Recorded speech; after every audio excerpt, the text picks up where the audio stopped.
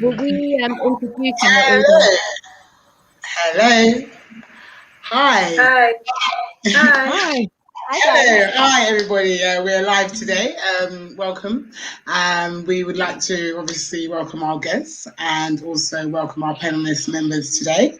So my name is Susan Flola, CEO and founder of Jubix. Jubix is a financial intermediary that connects startups and social projects to the relevant services, expertise, and investment anonymously in real time. We do this by offering a endless, secure, automated ledger of communications, effort tracking, and computated finance. And I would now like to pass it over to Nidhi. Is that correct, Nidhi? Yes, yeah. This is Nidhi Chauhan. Fantastic. I'd like to pass it over to you to obviously give your introduction. This is Nidhi Chauhan, and first of all, I would like to thank Susan Falola for organizing such an event where she's giving opportunity to so many panelists to come together. Yes. Now about me. I'm a parenting and a life coach, and I had been into the education domain for the past 20 years. I had been in serving many international and national organizations at different levels, or being an academic coordinator or curriculum designer. I had been head of activities department and volunteering for many non-profit organization. My recent work is with the EV Experts Foundation as a head education, where I manage projects on education. So with a vast experience into education and the corporate sector, here I am today. Thank you so much. Thank you so much. Can we have the next person reintroduce themselves? I think that would be me, right, guys? Yes. Can you hear me? Oh, great. Good. Welcome. Hi, Susan. Thank you so much for putting this together and reaching out to me. My name is Lord Astor West, and I am the CEO and founder of Scratch Software, Inc. And we are a fintech that is developing new payments technology for merchants to be able to unify their payments and track transaction data so that they can use it anywhere. They avoid vendor lock-in. They can save a ton of money with their processing fees, use the partners that they want, and they don't lose their data. So data is a really huge thing, obviously, but it's a disparity because we give it away every single day, and we get locked into relationships that we don't necessarily would like to stay in. And so we are giving them the opportunity to be able to break those chains and to be able to use whomever they wish, whatever's best for their company at any time. Fantastic. Thank you, Thank Lord. you. And our next speaker, introduce yourself, please. Hi, I think that's me. Hi, I'm Matt Williamson. I'm VP of Global Financial Services at Mobiquity. And the company I work for, we are a digital strategy consultancy who builds, the best way to describe it is human outcome effects in the banking services. So we consider things, the customer journey experience is the most important thing. So we base our tech perspective on, eyeball of the customer back to the API, and then we work out solutions from there. Fantastic. Thank you so much, Matt. And our next speaker? Yeah. Hi, everyone. My name is Emilio. First of all, thank you so much, Susan, for organizing this great panel. I'm the founder of Pixel. We're a software app which facilitates the process of sharing pictures after an event using facial recognition. And I'm very, very happy to being here. Thank you very much. Thank you, Emilio. And our next speaker? I don't know if that is me, but I'm gonna go next because it looks like we have different setups in our screens. But hi everyone, I'm Zara Zamani, and I work as head of disruptive technologies at Metabyte Sweden. We are an IT consultancy firm, specifically working on emerging technologies and adoption of emerging technologies like blockchain, AI, and IoT in different industries. So we're not really focused on one specific, but we currently work with healthcare, supply chain, logistics, and energy industry. And we are blockchain builders, basically. But we do have, we offer all sorts of digital transformation services. And I'm also a researcher in adoption of blockchain in small and medium enterprises. So I'm really glad to be on this panel with all these amazing people. Fantastic. Thank you so much, Zara. Should we pass it to Asana? Hi, you can call me Uti, it's probably easier. I am I guess a DEI consultant and a headhunter. I've been working within the talent and culture space for 15 years.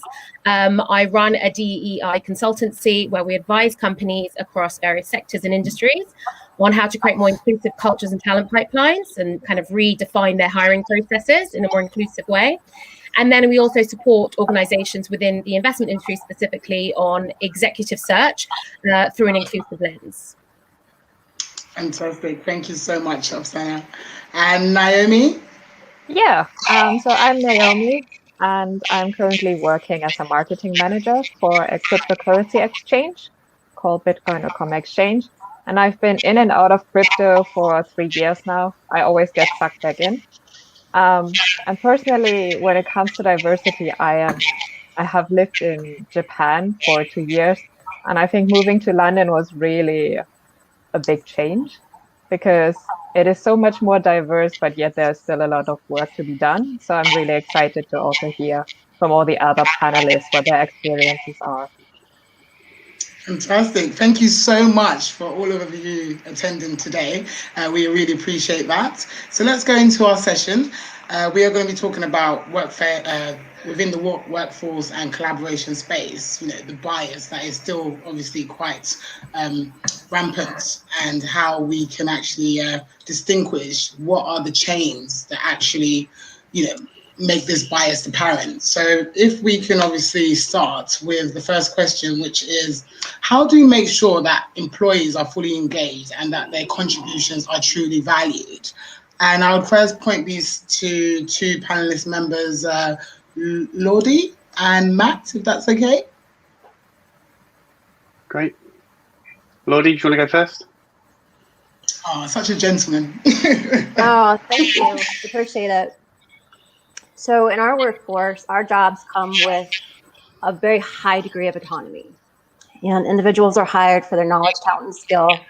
And I feel, and as a group, we feel that fencing anyone with parameters on their abilities to solve problems creates obstacles for the overall organization, the company. So when an individual is respected for their decisions and valued, they feel valued in their work. Because when you can make decisions on your own without having a really large hierarchy to have to go through and getting shot down a lot, and you're valued for the position that you were hired for, and you can make the decisions that you need to be able to help the company go forward, then you see that decision-making process in your work. And that creates an extreme amount of satisfaction for individuals. And within our organization, that's how we've always been able to create that value for employees, because I think that they create it for themselves. Okay. So from my perspective, I'm really lucky in that I joined Mobiquity in the middle of the pandemic last year.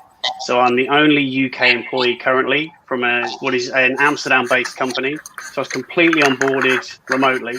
And what's interesting about this, and this is where we are so good as an organization currently, is it's about DNA and cultural fit versus skill set.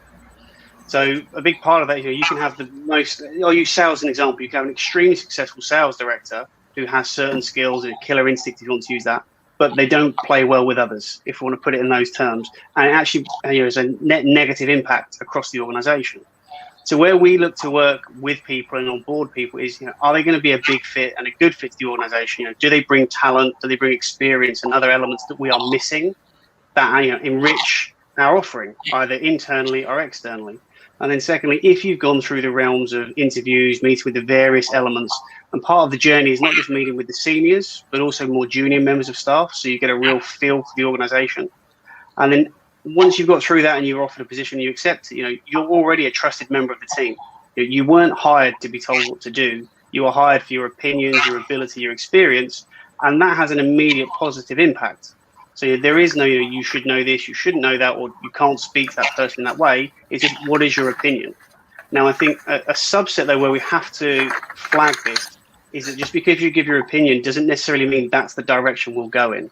I think the value in this is the transparency to say everyone's opinion is welcome, but someone has to make a decision, or collectively or singularly, and that's the direction we go in. So as long as everyone's aware that your contribution is valued, but you can't always win, I suppose is what I'm trying to say, then okay, next time, next opinion, and it will be used. And it has to be a get-give relationship. It can't just be an expectation that everything you say and suggest has to be taken on board. It's about a collective decision-making process. Fantastic. Thank you so much. Does anybody want to add to that out of the speakers?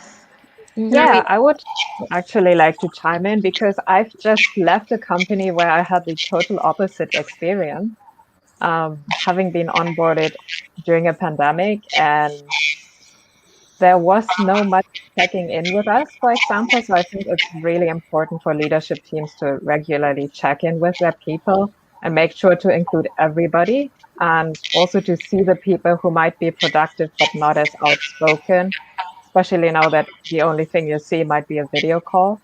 And we've had that a lot of times, that our contributions were not valued. Then, of course, you lose motivation. And then never having been in the same office with all these people and never having had like the huge positive experience they all have, it really is hard to stay engaged and motivated to work for a company. So I think really showing empathy and checking in with people, making sure everybody is seen, is really crucial as well. Fantastic. Thank you, Naomi. I just wanted to chime in there. So in terms of obviously your ex-workplace, how would you think they could have changed this? Because obviously we don't want to talk about just problems. We want to talk about how do we resolve issues. Yeah. So I think it is fairly easy in terms of making sure that people are checked in with, maybe even having something like a formalized buddy program or mentorship programs. Because if you formalize it, then everybody will do it. If you just say it is an option, then there might be a lot of people who won't ever take up this opportunity. And for me personally, I think just having somebody who was in the company for a while longer than myself, started in the same position just for a regular check-in, would have been really helpful in terms of also building a relationship to this company. And then, of course, including us in decisions that are related to our team in terms of how we prioritize workloads and what we work on. Yeah. Thank you, Naomi. I'll pass it to Afsanab. Thank you. I have kind of 2 points, but I'll be quick. So with what Naomi was saying, I think one of the other ways that I would always advise clients as well, especially now with fragmented workplaces, it's really easy when you're in the office and someone's doing something really well, that everybody sees what's happening and sees that, oh, great, this project's working really well and this person is doing a great job. But with the way that the world is now, we don't see that. We don't have that level of engagement. And, 70% of communication is nonverbal. And so all of those cues and those soft things that we're missing now. And it's actually really reinforcing, I guess, to our psyches, and it's really can detrimentally affect mental health. So one of the best ways I would say for inclusive leadership and for managers is to just make a point of celebrating the wins and celebrating them publicly, and so that everybody realizes the recognition. And when things are going right, then we're sharing those across the team and we're across the group. So it's that kind of focus on what's really good that's happening, rather than let's talk about this fighting fire that we have to constantly do. And then another point I want to just talk and bring up with what Matt was saying. So I train on this. So I kind of I'm talking to people all the time about this, but essentially what you're talking about in terms of, I guess, team dynamics and decisions being made is really underpinned by conformity bias. And so when we have high levels of conformity bias in an organization, what we're doing is, we have lots of kind of, I say yes men, yes women, yes non-binary, basically. Yes, everybody's just saying yes and agreeing with whatever's being said, and there's no option and there's no kind of opportunity to challenge. And actually, if we're not challenging and we're not providing the space for everyone to take the risk, then we're not innovating, right? And we're just kind of ticking through. And I completely agree with Matt. It's really, someone needs to make a decision. Conformity bias is so prevalent in workplaces across industries, across the world, because it's an efficiency key. It's really efficient to just make a decision when one person makes a decision rather than lots and lots of other opinions. But for businesses to be really truly engaged and inclusive, we need to create that space. We need this concept of psychological safety.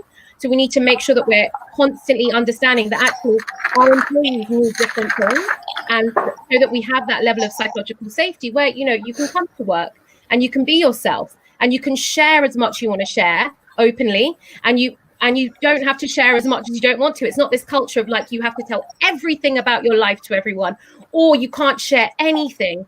It's this real kind of environment of belonging. And I guess when we feel like we belong in an organization, right, we're going to do best, we're going to do better work, and we're going to be more engaged in what we're doing, and we're going to give our best, and we're going to have this environment where we can challenge our bosses, right? And we can take risks and we can fail safely. It's really prevalent in Silicon Valley, this concept of failing safely as like a really positive thing.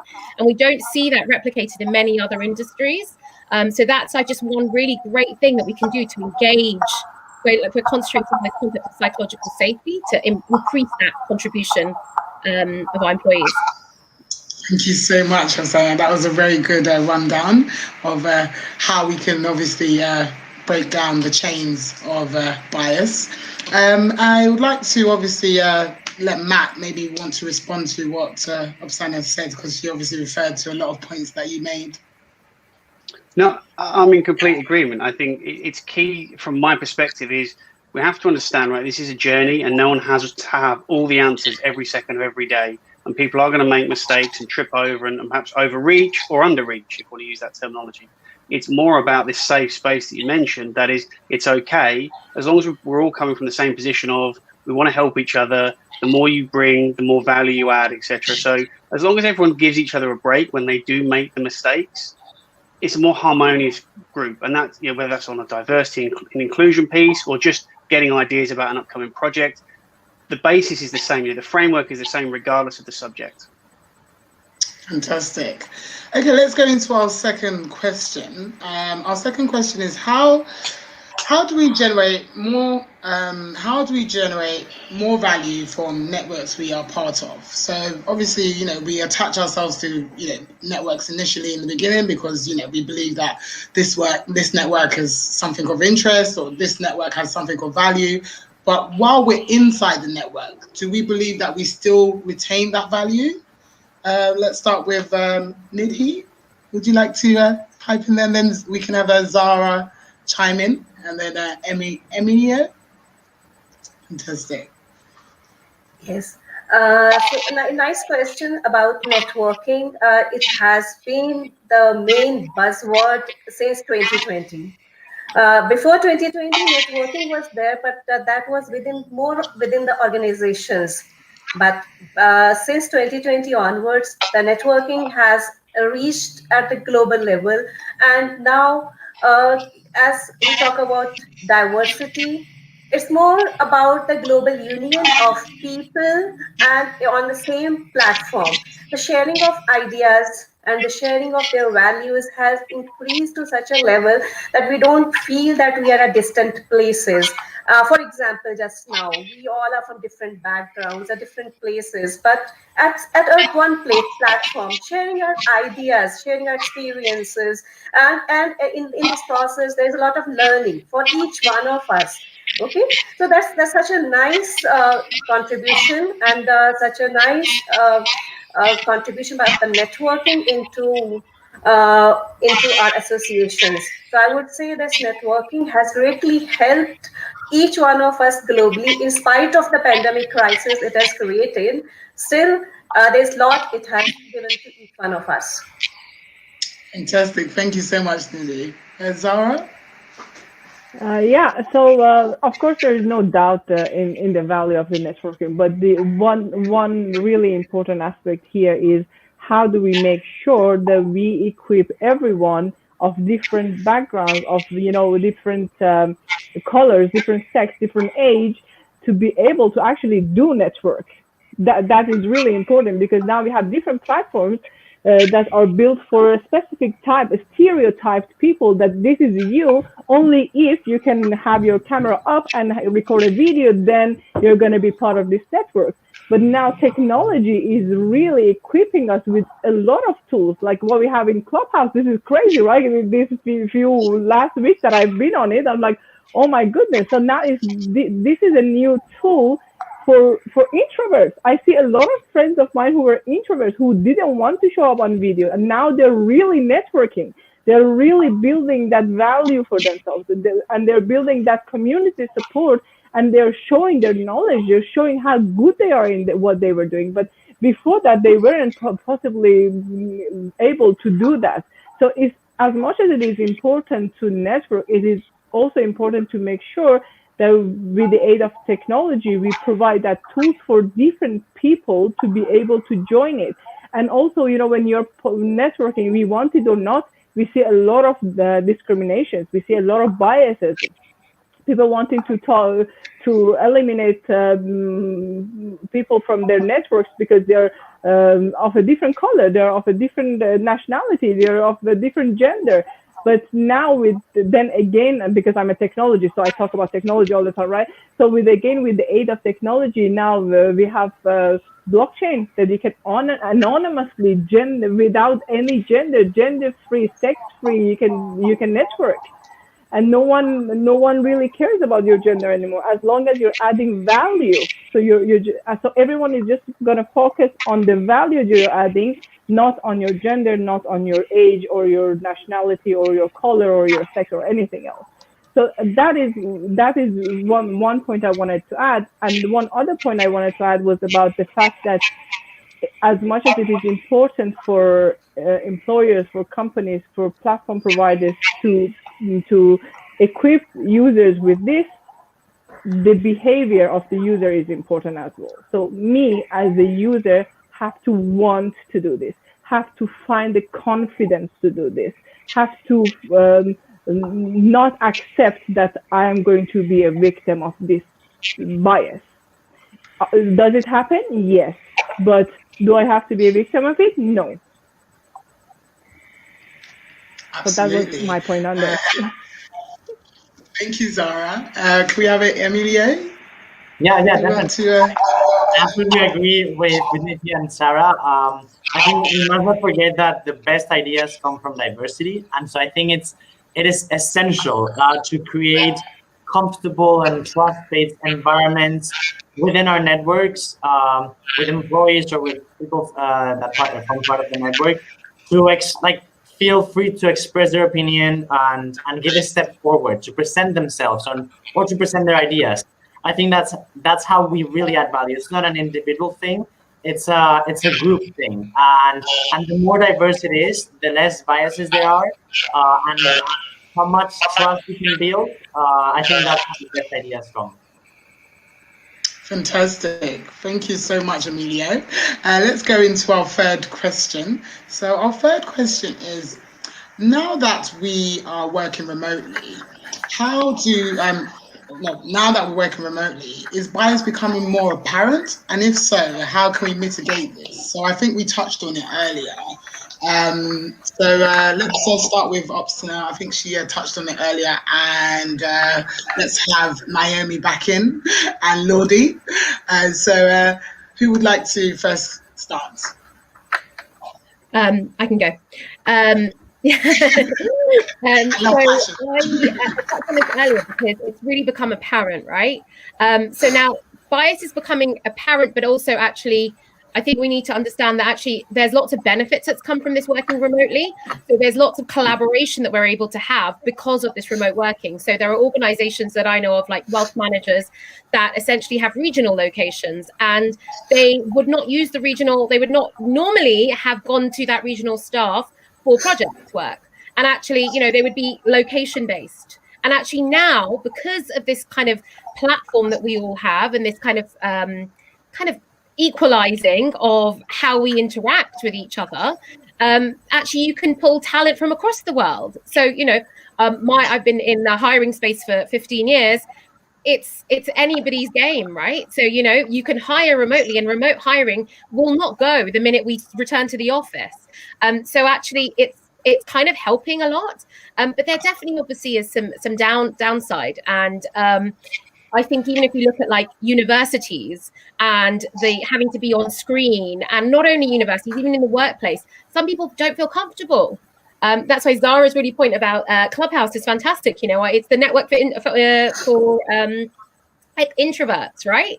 And there are many more platforms. So just to be able to the functionality to be able to chat in a meeting. So for people that don't feel comfortable speaking, they might not feel comfortable in the office, but actually the ability to have that platform now where they can type what they want to say, they might have a forum actually where there is more opportunity to have their voice. I don't know if anybody else has any. You good? Okay, great. So my company is a little bit different. I've been in software development for almost 20 years, and we've always been distributed. And before Corona, it wasn't that odd for a software company to be a distributed company, but it definitely wasn't as accepted. And for me, I feel that, and for our company, I feel that distributed companies have a greater edge than most companies do, because we're not creating that local fence. We can hire all over the world, and we do. We have employees all over the United States. It doesn't create a type of disparity that a local company would have, because we have much greater opportunities. We're not fishing from a pool, we're fishing from an ocean. And there's such amazing talent everywhere. And we're looking for this. We're looking for individuals who have the ability to think critically, to be able to have that autonomy, and to have the ability to, if they're not quite comfortable making decisions, that they can grow into it because they feel that they have that value, and we create that space for them to be able to move within the company and make those mistakes. But maybe it's my own personal experience when I was in the corporate world, is that I really felt that an office can be a bit demoralizing. We don't all have the same lives. We don't all have the same responsibilities. We literally do not have all the same 24 hours a day. We just don't. I mean, it's a really crazy concept to think that, you know, me as an entrepreneur is going to have the same lifestyle as a mom. But in a software company, most of the work that we do can be done at any time of day. It can be done from anywhere. And so as long as we're making sure that we can collaborate with the people within the team that we need to collaborate, we're showing up for them when we need to, we're getting the work done, there's absolutely no reason that we need to have those parameters that are, you know, really create those boundaries for people. And I think that when you have the right elements and you create a type of ownership and you tie people's self-interest to what they do, they're always going to do more. You make it more about them than about us. We know the work's going to get done. I mean, it's going to get done. And if it doesn't get done, then maybe they're not the right person for the job, or maybe that's not the right job for them. There's a lot of people that get stuck in positions that maybe they're good at, but they're not really passionate about it. And I don't really use that word very often, but it's kind of what gets us up and going in the morning. And so we've had situations in our company where, you know, we've brought someone in and maybe they were doing one thing, and we kind of saw a lag, but the conversations that I'd had with them, I felt that there was something different. And so I would ask them, do you want to try this? And a lot of the time what we find is that they bloom, they become completely different people. Like, you can literally see the transformation in their Slack messages. And they pop in, you know, in the morning, hey, what's going on? You know, it is really night and day. It becomes something that they want to do. It's become something that they obsess about, something that they do on the weekend when they're not, you know, expected to, you know, be at the office. But I think that's my experience, in that I believe that there's two different ways that business can be done. I think there's an old way, and I think that there's an emerging way. And I think that the emerging way gives people a lot more freedom to live the life that they need to live. Your work does not need to be your life, and it shouldn't be. And as an employer, I should not be creating those fences around people. We will get the work done, and we do. We do a lot more work in a lot less time, than most companies that are trying to, step all over each other. Come on, how big of a mistake can you really make that's going to sink the company? It's okay to, course correct. And that's my job. My job is to ensure that we're on the right path. It's not to be a manager. You are hired to do a certain thing. I don't have that many hours in the day. I have a job too. I need to make sure that we're innovative, that everyone's getting what they need, because I see the big picture. I can weave that all together for people if they're trying to make a decision and they're just really not sure. But ultimately, the decision making is up to the individual. They were hired for the job. And so I think I went a little bit long on that, but it's something that I am really, really excited about, because with this change has really brought to light that you don't need to be in an office. And this is going to give a lot more people jobs. This is going to make it possible for people to have the lives with their families that they need, and to be able to be happy. And I think that's a more productive worker. Fantastic. Thank you so much, Lodi. Naomi, would you like to respond to that? Oh, Matt seems to want to also come in there. So let's have Naomi and then Matt. Naomi? Yeah, maybe also from my experience, I was in Japan, and I can definitely say offices can be very demotivating, because just when you come in and they have these cubicles or whatever, it just kills all your creativity just by looking at it.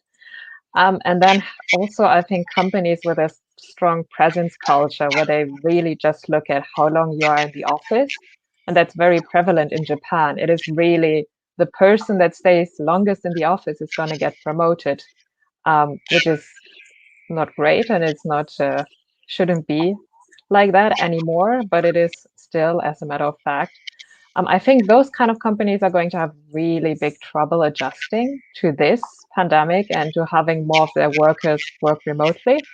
But I've also, and I am now working again in a company that is remote and distributed. And some of my coworkers I've never met. And it works because we all know, okay, if we screw up, we still have backup. It is a safe place. And there's a certain trust in you that you will deliver your tasks. And a lot of the work we can set for ourselves. So I am in marketing, so I come up with most of the things I'm going to work on. And it's nobody else telling me, you have to do this, you have to do that. It's more about showing that I deliver. And as long as I do, there is, no problem whatsoever. In terms of bias, I also think it's going to be stronger in companies with traditional ways, especially like distance bias, because people are out of sight, out of mind. That might be one of the biases that gets more stronger during this time. Thank you so much, Naomi. Before Matt chimes in there, I just want to let the audience know that you can actually pose questions now to the panelists. So once Matt has obviously finished his little spill, then we can have your questions posed at the panelists. So if you have any questions, please put it in the comment box. Thank you so much. Matt? Thank you. I just wanted to round up what everyone else has said before me, and then I feel that the pandemic has actually democratized remote working, because traditionally there was a bias that, from my perspective, you reach a certain level of seniority and then guess what? You could work from home one day a week because you had to write reports and not be disturbed and other things. There's that perception that you're more important, therefore you get to be away and focus purely on one thing. If I use the banking community as a traditional player in where people sat at desks, must be seen 8 till 5, etc. Suddenly, after the initial panic, there was that, right, we now have to service our customers regardless.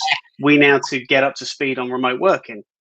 Now they've realized that actually productivity has gone through the roof because people can literally switch the laptop off, sort kids, family, whatever the necessity is, and then come back to it again half an hour later. And the net effect, which is always, what does things cost? What's the net result? Is actually we don't need massive offices in London that are hugely expensive. We could halve the size of that and say, right, the workforce comes in 2 days a week when we get back to a new normal post-pandemic. So that's one thing where there was a bias just on your status in an organization.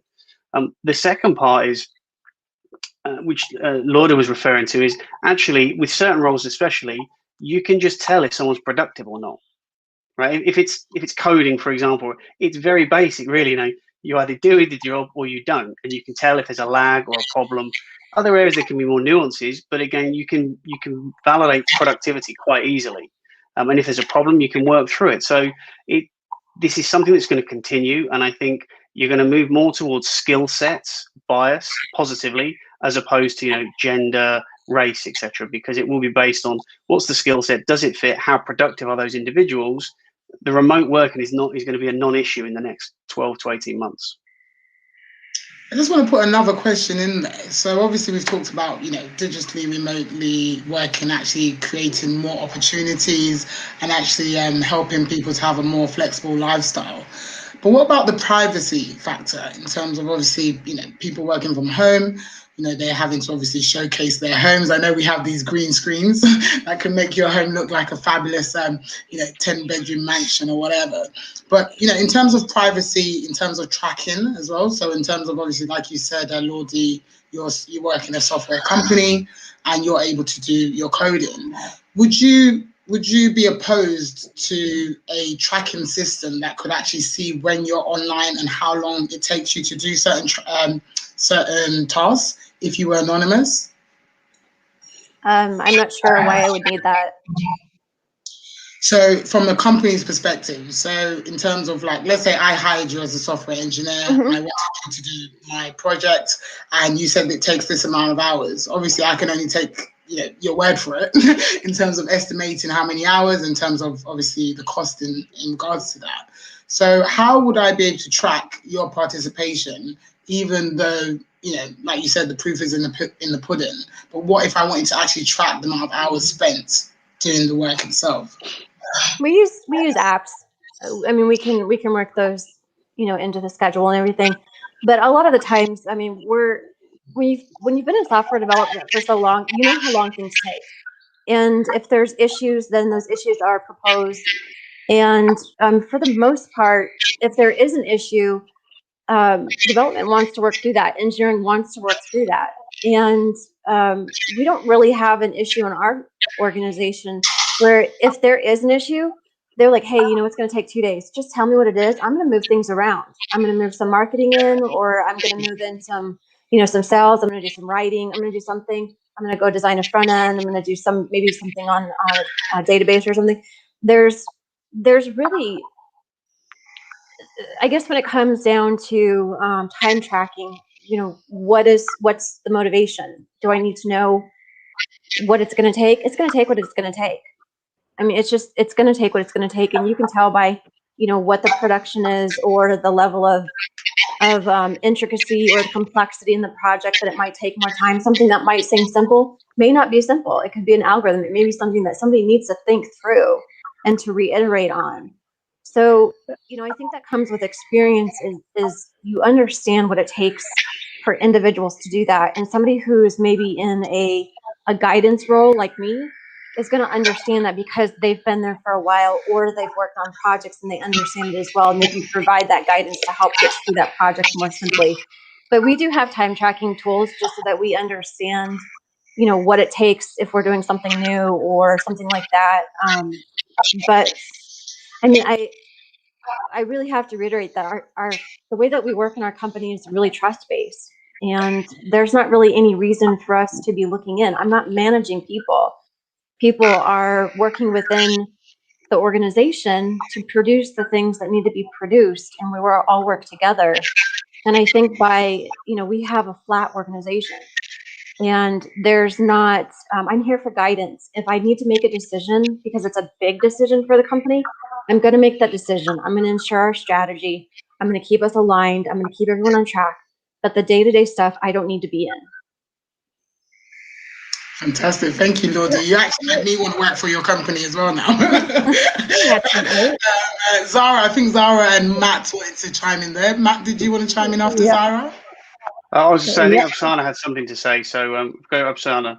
I was just going to say that I think the fundamental underpinning to remote working is trust, right? It's the trust equation, which demands a bit of intimacy as well. But if you are having to track productivity and you're having to track all of this in terms of hours, the benefits of this remote working and the flexibility that it provides is completely derailed.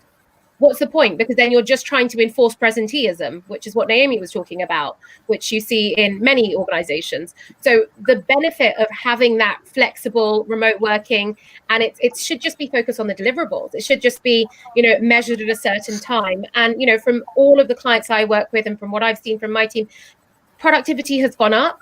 But you have to trust that you are giving a project that someone can handle. If there is something that they need to come to you. But that needs to be there, right? That needs to be really clearly defined as this is the time, this is the deliverables, this is what you need, if you need more, etc.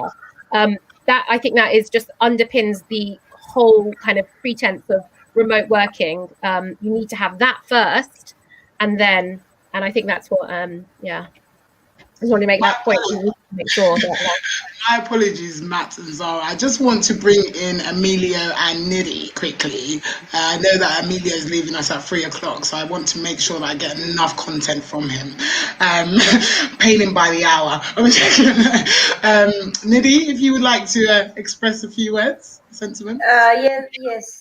I liked what Upasana mentioned about trust, and I think everybody, all the panelists will agree to me that remote work basically is the foundation is the trust, right?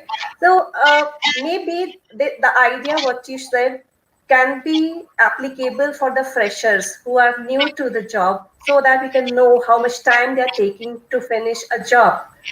But if the persons or if the employees are experienced, so it doesn't matter to just note down the timings, how much time they took to accomplish one task. Instead of that, leave them free to use their creativity to add on to more ideas to the task which has been given to them.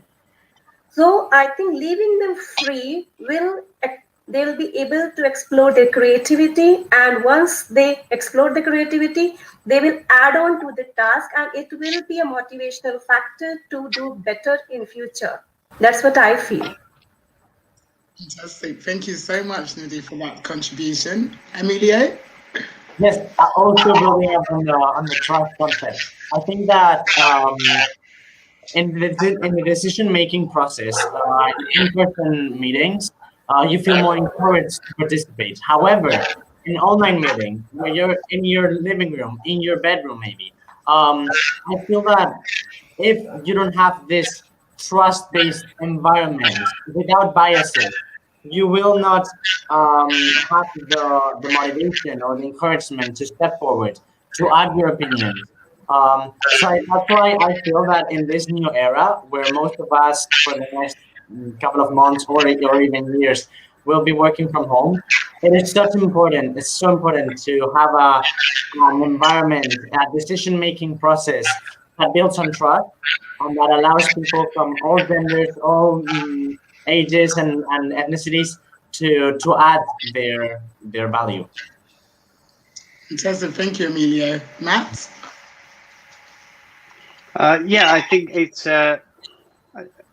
I'm just trying to think of the best way to word this.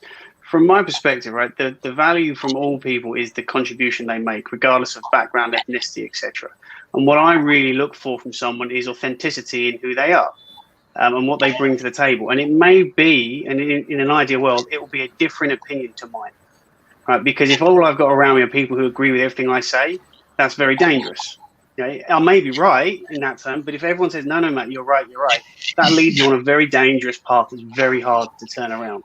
So it's imperative that we have diverse views and disagreeing views, but in a healthy environment. I've worked in places where if you didn't agree, it was classier. You're sticking your head above the parapet and you're likely to lose it. It was as simple as that. Or you were then marked and then you aren't going to progress in a career. It wasn't a safe environment that fostered that. Please give me your opinion. I just want you to agree with me. So from my perspective, that's where we need to go with this. Regardless, your opinion is valued. That's the value you're adding to me as an organization.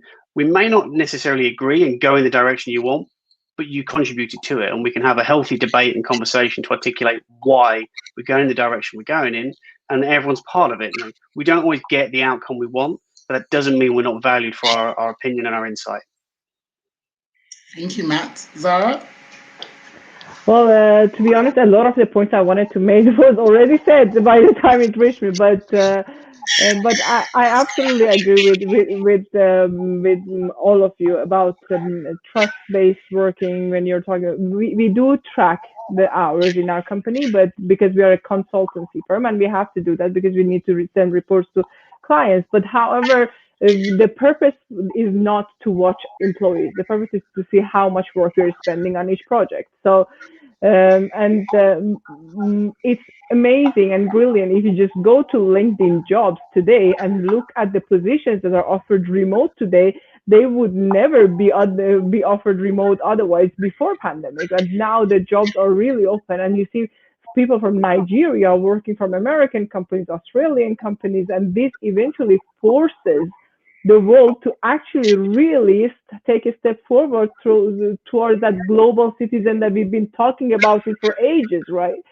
But one thing that we really need to keep in mind as companies or as organizations, as employers, is to make sure that we keep that balance when we are hiring remote employees, to keep that balance that we are really hiring for expertise, and that the purpose is not only necessarily bringing down the cost, because of course now that we are having access to all these, cheaper workforce, definitely, like a lot of companies are now hiring developers from. I'm working from Sweden, right? And of course, the cost of a developer from Sweden is very different from India, from Vietnam. So we don't necessarily hire because we want less cost, but it's because there's expertise there, and we also make sure that there's fair treatment in these employment. That is, it's not only about including them and then posing that now we have remote employees from all around the world. It's also about making sure that we keep that balance, that we are treating fair. And by fair, it doesn't mean, of course, the employee in Sweden is going to be paid exactly the same as Vietnam, because the taxes they pay is different, the cost of living is different, definitely. But at least we make sure that we keep that balance of being fair. Fantastic. Thank you, Zara. Emilio, I want to bring you back in again. Oh, gosh. Yeah, tell me. I just wanted you to say that obviously you talked about international remote working. How do we obviously bypass against the regulatory factors in obviously different countries in terms of employee engagement? Someone would like to take that question on? Emilio? That's a hard question. I'm not sure if I can answer that. Yeah, I would love to hear the other panelist's opinion first, and then might contribute to that later. No problem. Anybody would like to take on that question? Can you repeat the question? Sorry, Susan. So how do we mitigate against the fact that obviously now that we are hiring remotely, and it could be in different areas of countries, how do we mitigate against the regulatory factors in terms of employee engagement? So obviously, each country has different rules and regulations to how employees are hired and how they are paid. So how do we mitigate against that? I think you need to be compliant. So wherever you're hiring from, you need to make sure you adhere to the compliances locally. And that's, so I work on global mandates. And so whatever is particular within that region, or, right now you'll see a lot of these remote working roles that are actually available. If they are then scheduled to be in-house or in office, in location, it will say, only apply if you have this citizenship or this. So I think you need to make sure you can't just go and hire and then expect to not adhere to the regulations, the tax implications, all of that. So any organization that's looking to hire remotely needs to make sure they're compliant and they're adhering to those local regulations, and they should do as much research as they can and the cost implications of hiring that talent. But it's still very, very much more easier than it is now, and it's far more acceptable for so many organizations that would never have considered remote. But there are still many organizations that aren't looking at remote as an option, right? There are still many that are like, we need to have these people, we want that, and that's a cultural shift that will happen. And I think I love Zara's point about the global citizen. You know, that's definitely the way that we're going, but there is still so much to go. You know, the minute that these offices open up, you know, I was working on a venture role last summer, and that was for a European or an organization on continental Europe, and actually they were all still in the office. So the expectation was, you know, this is how it's run. Whereas people that were, you know, being hired in London, it was a different. So it really depends on the nuances of that location, I think, and compliance all the way in my book.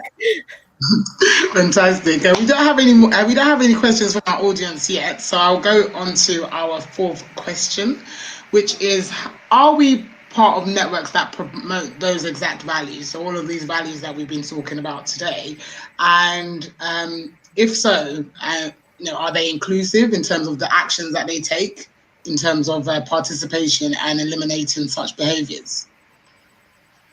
Does anybody want to go for that question? Naomi? He's like, no, not me. Yeah, sure. No, I can definitely say something. I think the world of crypto is pretty much very male still. So there's a lot of work left to be done. And I think that is also for the general tech world. And I know there are a lot of amazing initiatives to push for more women in tech. And I think it always starts very early on with education. So I think that's really where we need to start, ideally, to give girls the same, motivation to study these things like physics, like math, maybe give them coding, because kids are always curious. So they will, when they are interested, they're going to learn about something. So I think that's really where it starts. And I'm also part of some women in blockchain, women in fintech, and all these groups that are very much inclusive and trying to promote, of course, women in these fields where they are still lacking. And then I'm also volunteering for a local charity. We're called Women Inclusive Team. So the inclusive is already in the name. And it is a community created for Black, Asian, minority communities here in Tower Hamlet, where I live, and especially also for the Somali community, which used to not even be recognized by the London government as part of the census.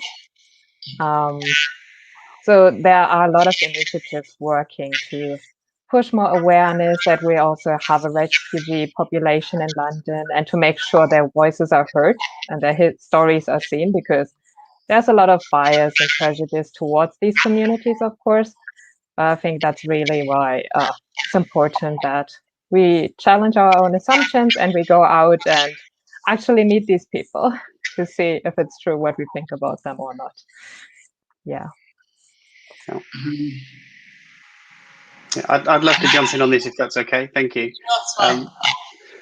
So I think we have to be very brutal in our approach to things, which will make sense in a moment, in that if you look at to fix something at a visible level, i.e., you know, there's not enough diversity, therefore, right, we're going to cut. You know, let's be honest, right, I am kind of the archetypal problem. Right, I'm a middle-aged white individual in a senior role. So technically, I could be classed as part of the problem. But if you suddenly say, right, we're not going to hire this state, what's the answer? The answer is not suddenly just replace me and others. It's more, what is the grassroots problem? I see Upsana is disagreeing, so I'm glad to hear her opinion in a moment. But how do we fix it? How do we broaden the talent pool to pick the right people out based on their skill set, not just based on, you know, a name, an ethnicity, etc. So I think that's the real important factor. Is it's not about fixing it today, because this is a journey that we have to start and continue to be on. It's about setting up the foundations that enable greater diversity and inclusion in the next 3 years, 5 years, 10 years, and so on and so forth. And it becomes the norm, not, you know, something we have to discuss now. You know, my goal for my kids is that this doesn't become a conversation, or still remains a conversation, in 20 years' time. Thank you, Matt. Emilio, before you shoot off, because I'm like, no. Would you like to say your last sentiments? Yeah, well, I feel like I don't know how to express this, but for example, I am the LGBT officer at my, let's say, that consulting firm, consulting in that firm. And one week ago or so, I organized an LGBT consulting event. The aim so that we as students can meet the people who have carved the path for all of us. And I think you can extrapolate this to women, to people from different ethnicities that also face these biases in the workplace, so that they can meet the people who have carved the path. And I think it's very, very important to create a community that faces the same biases and the same prejudices. So yes, I think this is very, very important. Thank you so much, Emilio. I know you have to shoot off, so Yeah. thank you so much for your contributions today and taking part in our session. Thank you so much. Thank you very much for organizing it, and thank you very much for all of the panelists being here. Thank you. Bye-bye. Thank you. Thanks, Emilio. Sorry about that. I think sorry about that. Are we all there? Great. So let's go into our fifth question. So how do we address the gender imbalance amongst senior professionals? I know this has been in between the lines of our discussion, but we've not actually homed in on it. So who would like to first take that up? Zara? Okay, so I'm not a senior professional, but I will try to see how we can address that. But I work in tech industry, and I have worked in more than 12 countries, and I come from Iran originally. I was born in Iran, so and I had all the reasons to be discriminated in most of the countries I worked with. I was a woman, I was from Middle East, and I was a stereotyped, and I was in tech. So I was totally, isolated most of the time. And most of the times by actually senior professionals. and that is because most of the times these senior professionals are these typical privileged group of sorry Max gentlemen who didn't want to see many younger girls probably doing things better way than them, or doing things differently at least, in manners that they were not used to it. But as I grew in my career, I used to get very angry when I was younger, but then as I grew in my career, I found that a lot of the problem is on us as women ourselves, on people of color ourselves, because we don't have the confidence to speak up for ourselves. So eventually, I found that confidence to speak up and to be confident to give my opinion, to fight for my position, to fight for my rights. And these are all, the confidence that I built up in myself. I always forced myself to do it. Sometimes I didn't feel comfortable at all, but I had to do it because I had to set a role model for the rest of the young girls in the organization I was working with. So eventually I found that confidence. And then for some years, I totally lost, to be honest, the sense that there is a discrimination, because for me, I became so strong that I didn't see that discrimination anymore. So I thought it doesn't exist until a few years ago. Then again, when I started working with blockchain, a very emerging technology, then coming to a world that there is a lot of men, very male dominant, and then seeing that, oh my God, this is still exists. So it was only me that I thought, I was very confident, I thought it doesn't exist anymore.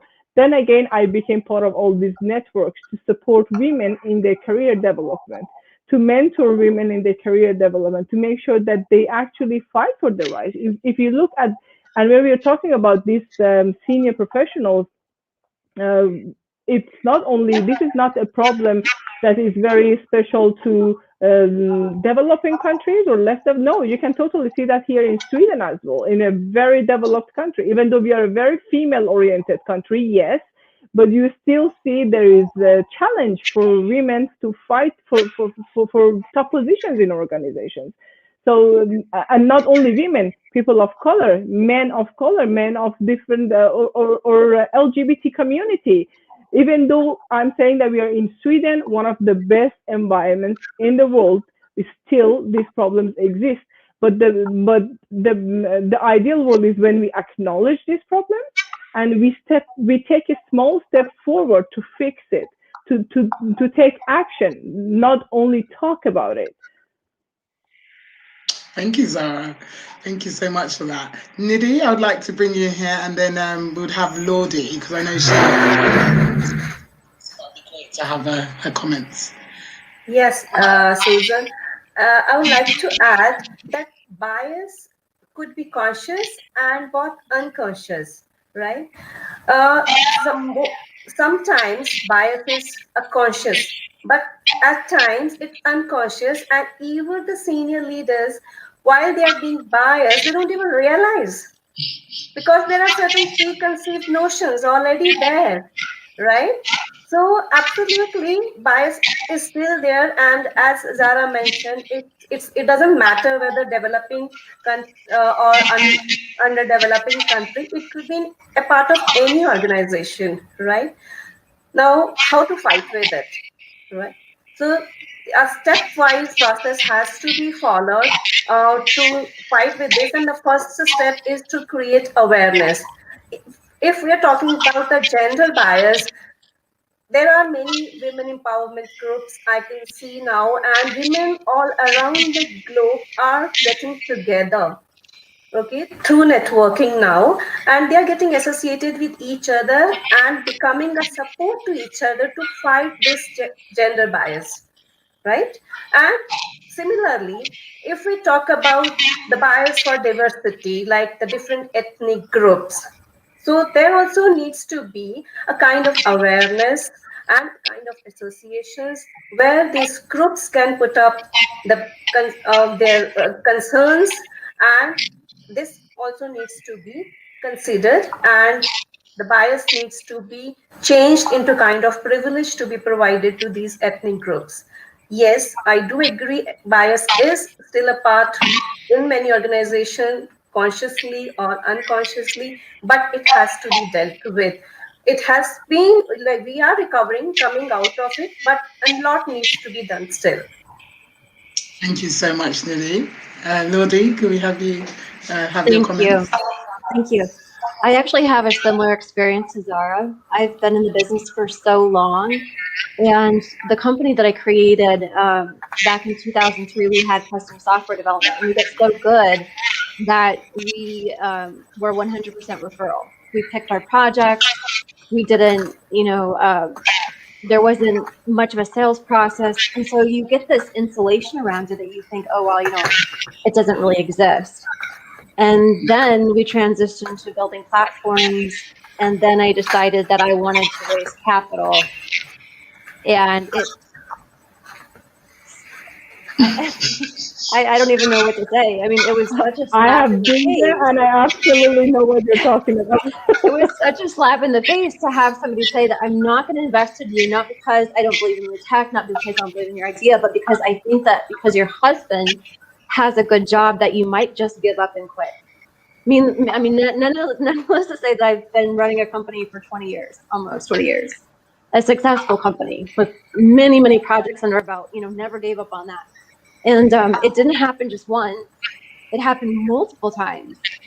And so the first time I was like, okay, it's just this one. It wasn't, and it was very interesting. I mean, it was every single thing that I had said didn't exist all in one fell swoop, all in just a matter of a couple of months. And it was such a reality check. And to be honest with you, I'm kind of still reeling from it, so I'm not really sure how to address it. But I think what you suggested, Zara, is such a great way to maybe bring individuals into the space that I was in before, but still understand what's going on. And that you have to be confident. You have to have that confidence to speak up for yourself, to have your ideas heard, especially if they're well thought out, well planned, and we're really good at that as women. That's one of our superpowers, is that we plan everything and to the minute details, because we have so many different things that we have to plan around, that if we're not great strategists, that everything kind of falls flat. So I think I'm going to take that to heart for myself and really try to understand where the biases are and listen and learn a lot. I don't know a lot of things because I feel like I've been in a bubble for so long, and my team has always been diverse. And I'm a woman in tech, and there's a lot of things that I just really didn't see for a long time that my eyes are really open to them now. And once you unsee them, it's everywhere. So thank you so much for that heartfelt contribution. It's so warming to actually hear authenticness, when it comes to having these discussions. It's, for me, I've never actually had bias from men as per se, because I'm quite a strong, confident lady. In terms of if there was any bias that was held against me, I just defeat it with my confidence. But I want to bring Matt to the conversation, because I believe that, we shouldn't exclude men that want to obviously participate and support the movement. So it's really important that if we are, obviously having these, women-only groups, that the men that do want to support those, those networks are able to contribute and able to impact those networks. So Matt, if you'd like to add. Yeah, there's a lot I could do right now, because I'm pretty frustrated about the things I've just heard, because it's 2021, right? What is the matter with people? Get a grip. And I'd like to say to anyone who's listening, to the audience now, if you end up working with me in some capacity, it's because of your skill set and your talent, and that's it. There's not going to be a pay divide or any such thing. It's just you were the right fit for that role at that time and that skill set. That's why you got it, and that's why we're working together. So that's one. Two, I mean, if we look at, we've had a great breakthrough in that Whitney Wolf, obviously, has been announced, first IPO, youngest female-led IPO CEO, which is amazing. But if you look into the backstory, there's a lot of challenges to overcome that aren't even just bumps in the road. There's significant sexual harassment, various other things. What the hell? Come on, let's get a grip. Second or third, now on the third point, I could really get my dander up next. If you look at the CEO of KPMG UK, has just had to step down, because in a company meeting via virtual reality, virtual Zoom or whatever, to all the people that work remotely, stop moaning about the pandemic. You should count yourself lucky. Okay, no, not good. And then secondly, there's no such thing as unconscious bias, right? We all have bias. Every one of us here, even if we're trying to do the right thing, we have biases, whether they're positive, negative, and we have to just recognize that and accept it, and then say, right, I'm going to work on it. I have them. They're better than they were, and through my work experiences, but I have made mistakes, and I'll continue to do so. But as I learn, I'll improve. We only do this if we do it together. It can't be that there is a group that's marginalized that says, right, I'm going to help people exactly the same in my marginalization, and that's it. Because then you're still going to hit barriers. You need people in my position who genuinely believe it as well, who want to get involved. And I'd recommend that any group ensures that you reach out to people who are allies, and we're here to help. Anyone in a senior leadership position makes a better organization by being more inclusive. So my job is actually not to run a company or to make money. Obviously, that's what my bosses may not agree with, that exact point, but it's more to get things out of the way. Right, my job is to make sure that everyone who works in my organization can do their job as well as possible, regardless of race, gender, etc. Fantastic. Thank you very much, Matt. Naomi? Yeah, I would like to mention one point that hasn't come up yet, and it is language. I think also the way we talk about leaders always makes it seem like a male position or more masculine. And the adjectives like confidence, if it is a guy that is confident and very assertive, we will say, oh, well, he's a great leader. If it is a woman doing the same, she might be bossy or even worse. So I think also being aware of the language we use to describe these positions can make a difference. And then another thing, I think personally, I struggled a lot, and I still do occasionally, with confidence. And what really helps me personally is having a mentor that has been there before and that has actually, as a woman, managed to progress, or maybe as somebody of a different skin color, different ethnicity, different sexuality. To just have that person you can talk to about any of the things you're struggling with in that very moment, because they've been there before. They might have ideas how to overcome them. And that encourages more people. Yeah. I think it's really important, just to add to that, and something we're starting to look at, is the language you put in the advertisements for our roles. because we've realized that actually, they can be very masculine orientated. And without realizing, and this comes to the point I was making earlier about getting to the root cause of problems and what they are, rather than just fixing it at the top. And that's something we're looking into at the moment, is how do we word these more appropriately that are more inclusive by definition rather than exclusive. So to your point, Naomi, it's something we recognize is incredibly important, and we're looking to fix that as we speak. Fantastic. Yes. Nidhi, I would like to bring you back in. Are you there, Nidhi? Yes, I agree to what Matt said. And the thing is, bias needs to be now removed from our conscious mind, right? And with practice, we can just direct our thoughts from negative to positive, right? And once we direct our thought consciously from negative to positive, definitely we'll slowly make efforts to have that bias eliminated from life. Okay. And it depends upon basically the senior leadership in the organizations to have such kind of environment within the organization where everybody feels valued in spite of being of any gender, in spite of belonging to any language or following any religion or anything, right? So it has to come from the top level, from the senior leadership team slowly, and it has to become the organizational culture. This way we'll be progressing to have a bias-free organization.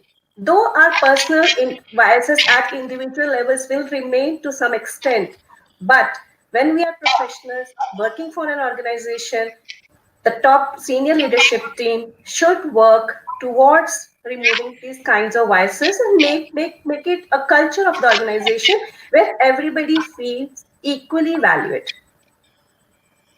Absolutely, Nidhi. Thank you so much for that contribution. I know we've touched on our last question for this afternoon. I just wanted to put one more last thing in, which we haven't actually discussed at all, which is accessibility. So obviously in terms of, people with disabilities, how can we obviously, mitigate against biases created against them? And also, now that we've moved to a digital age, how do we make sure that people that have disabilities are able to engage as well as others? Is there anybody that would like to?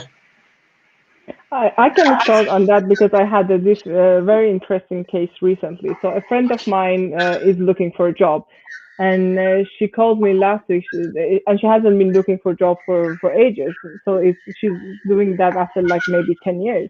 And she was like, Zara, do you know the definition of disability is changed now? I was like, okay, so how is it changed? She was like, yeah, in these companies, they have a list of disabilities, depression, anxiety, and all of these are part of this. And that already scared me off because is there a human being that hasn't gone through depression or anxiety in life? So that already shows that we're setting up all of these and that you have to choose that whether you are disabled means if you are going through anxiety, you're considered a disabled person.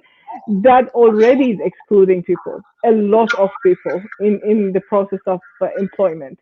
So I was actually quite angry at the time because my mother is a psychologist. So I was raised by a psychologist mother, and therefore I know that every human being goes through this at some point of time. If not, maybe on and off, you get depressed, you go through anxiety, you go through stress. And if you want to include all of those in your employment and consider people disabled, then are you going to call everyone disabled and just exclude everyone from your employment? And not only that, you are not focusing on really supporting people who are going through disabilities, who are really suffering with real disabilities that need your help and need your support in employment. And I think just asking that question, whether you have some sort of disabilities through this employment process, I generally don't like that because that already gives the feeling to someone who is disabled feeling that, am I going to be excluded?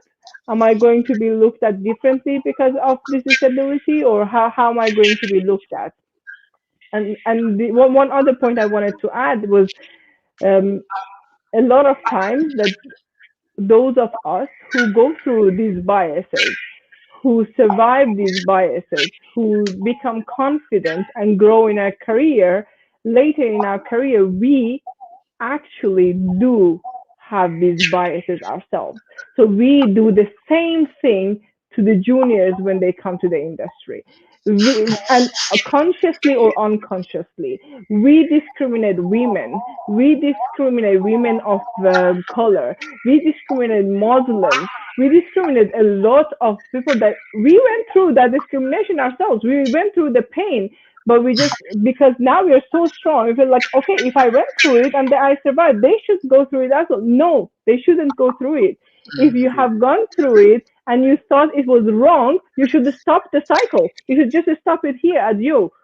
So that's what I wanted to add before we finish, because we don't have much time left. Thank you, Zara. Matt? Yeah, it's a really powerful sentiment, I think, that Zara made, and is really important. And I've actually forgotten what the original question was that you just put out there. To be honest, I was absorbing that. Yeah, disability. Sorry. Yeah, I think it's a very emotive subject as around diversity inclusion, and I think there is no one fix all. And I think that's the thing you could put under the umbrella of all of this. There is no one thing you can rubber stamp to say this addresses that exactly in every single capacity, because it's so nuanced in all ways.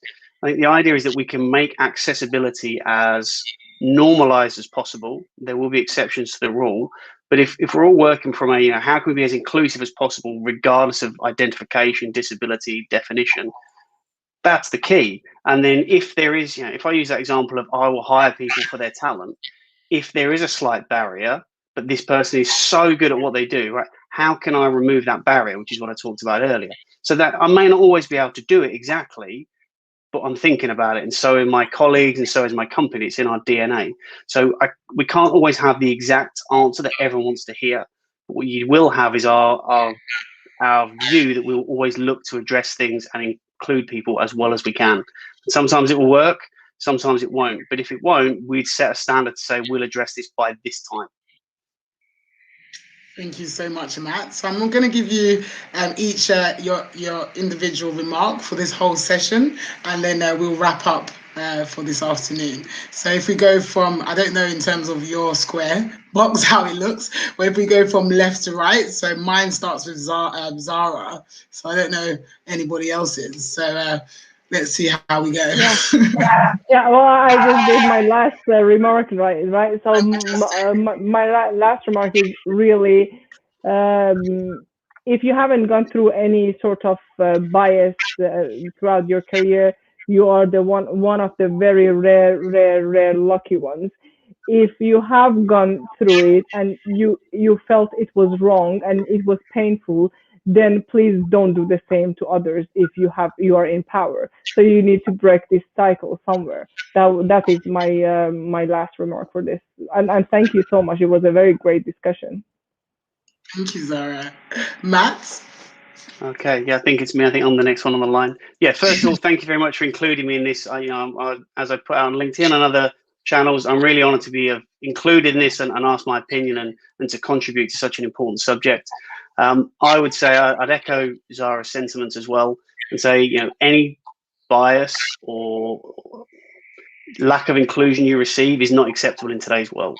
Fact. So highlight it as best as you can in the most articulate way you can, but also take heart that there are organizations and individuals and people in a position to do something about it that are working on it, and we will get there.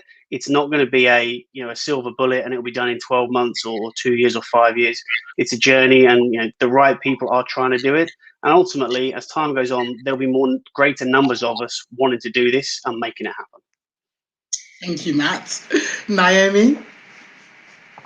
Yeah, first of all, thank you very much for inviting me as well. And it was also a pleasure to hear from all the other panelists of their experiences.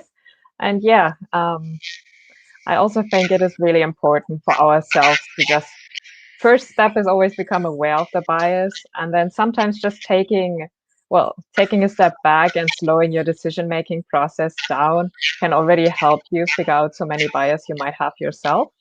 But I think sometimes just taking a deep breath before you make an important decision, be that hiring or who to work with, can already help.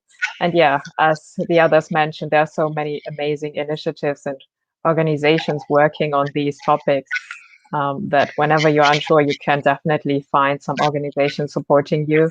If you're lacking confidence to maybe speak out about it in your company, sure, you will find somebody. Probably you could contact any one of these panelists here to help you with that. So, yeah.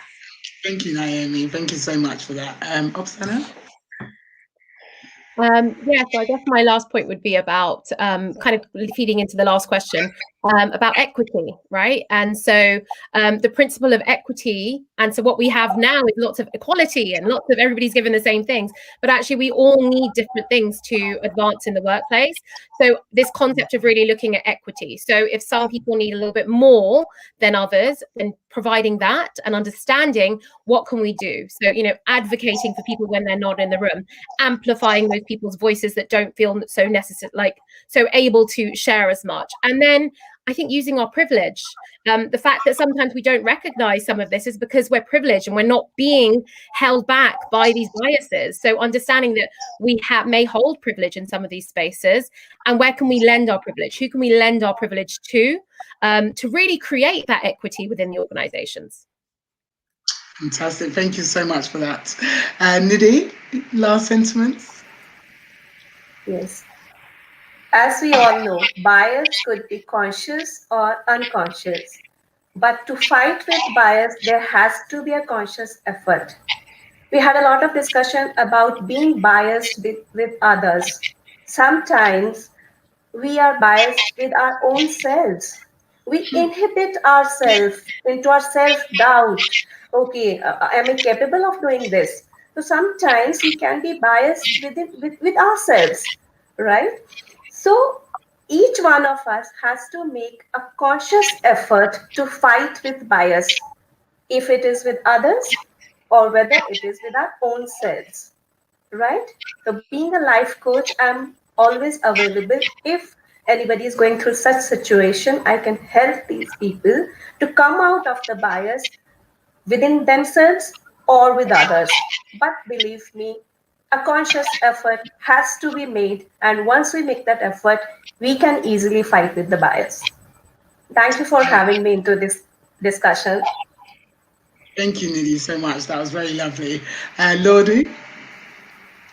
Thank you so much for inviting me as well. This has been really amazing. Sometimes I get really involved in my work and I don't get into these types of discussions. And so when I have the chance to, it was a really great opportunity. And I'll try to keep it short because I really love this part too. But as an executive and somebody who is tasked and blessed with being able to shape a company, trust your people, don't put fences around them, and let them do things naturally the way that they can. And you'll find that your organization will run so much more smoothly. You'll have individuals who are more collaborative together. There's just a much better fit and feeling to working with a company that actually values who you are and comes at you as a human, as opposed to trying to conform you to something that you just simply can't conform to. And I want to touch just a little bit on the last question. And I think that a lot of traditional businesses believe that everyone can perform at the same level all the time, at the same time of day, the same output, and it's just not true. And if we continue to keep that mindset, we're going to continue to fail and not understand why we're not able to get a little bit further. And that's pretty much my last word. Thank you so much for that. I just would like to obviously thank you all for obviously your contributions today and taking part in this afternoon's discussions.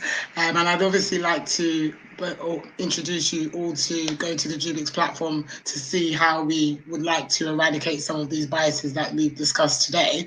www.jubix.com. And thank you for our audiences that took part and actually posed some comments. I think there was also some glitch with actually accessing the event. So just to let you know that obviously this is recorded and will be accessible to all of your audiences and your networks. So thank you so much.